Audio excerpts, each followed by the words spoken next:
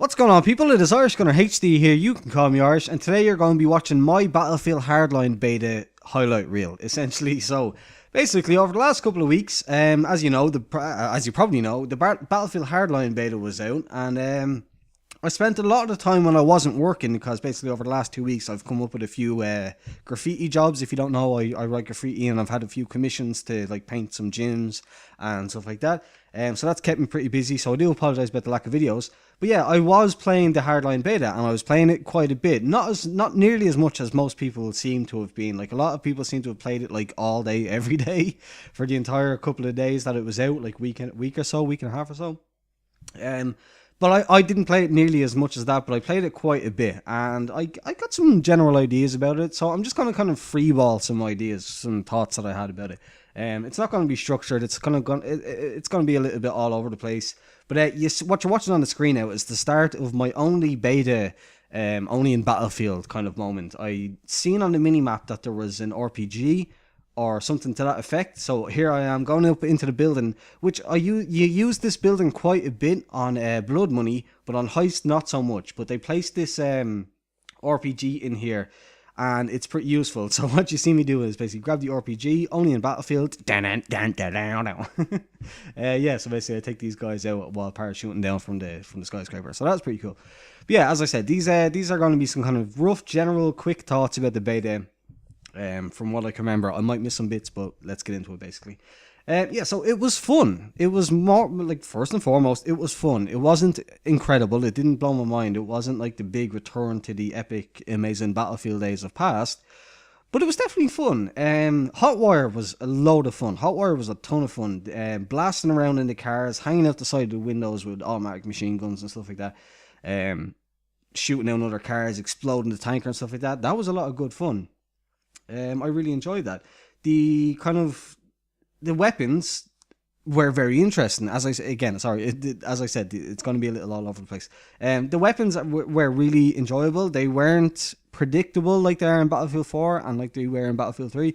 They were a little bit kind of visual recoily in that they kicked a whole lot and you couldn't really tell where you were supposed to be kind of correcting them.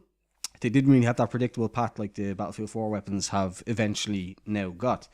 But they were good, and the variation in them was really fun as well. Like there was towards the kind of midpoint towards the end, a lot of M16 A3s, and that kind of did bum me out a little bit. But I suppose it's to be expected. It's a thing when Level Cap and those kind of guys are making video being like, oh yeah, the M16 A3 is back and it's really good or whatever.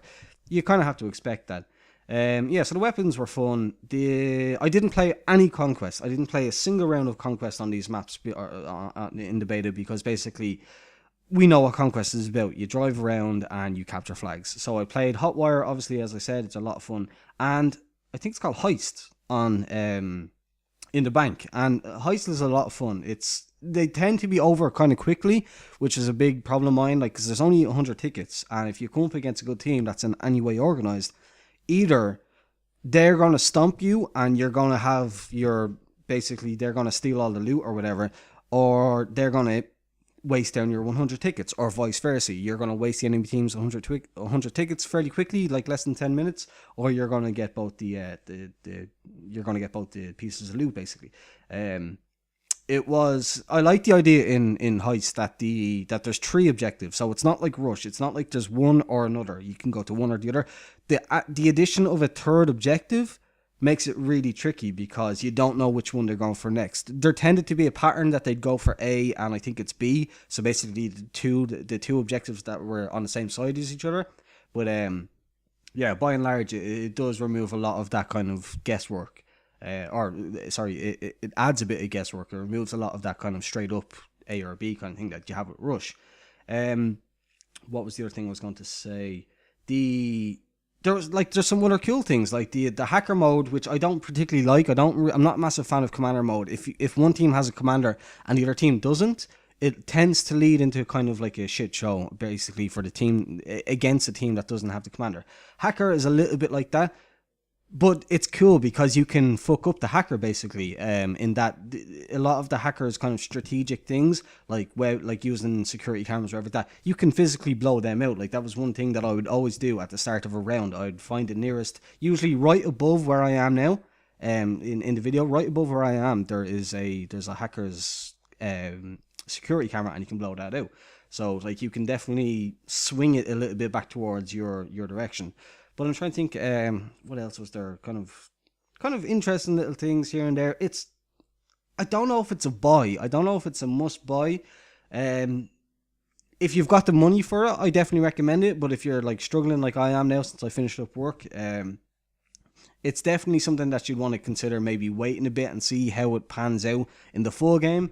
But if you have the money for it, if it's no big deal to spend 60 quid, I don't personally think at the minute it's a 60 quid game.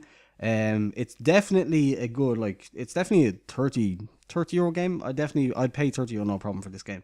But by and large, loads of good points, not loads of, but a fair few negative points. It is still technically just a reskin of Battlefield 4, but the theme is fun. What they did with it was really good.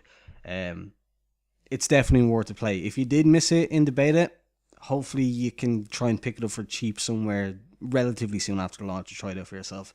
But that's about it. Or maybe they might do like an Origin game time on it, where you can get a day or two's game time soon after launch.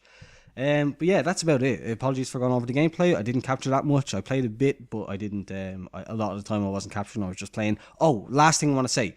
Jeez, I forgot about this. The optimization in it is incredible. The load times are literally like 5 seconds, 10 seconds. Yeah, and yet I don't even think it's on my. I was gonna say, and yes, it's on my SSD. I don't even think it's installed on my SSD. I'm pretty sure it's installed on one of my 1 TB hard drives. So the optimization, sorry, is flawless. The load times, I played it on ultra while recording, and fair enough, I've got a 970 and an overclocked to 4.2 i5 37K, so it's a fairly good computer, but still, like, it's like I never drop below 55 frames per second on ultra, which is just something that's unheard of in Battlefield 4 for me. So they've done a lot of optimization somewhere along the line. Yeah, but that's pretty much it. Sorry for going on so long over the gameplay. I do apologise. If you enjoyed the video, please do leave a thumbs up. Subscribe if you're new here. Thanks for watching, and goodbye.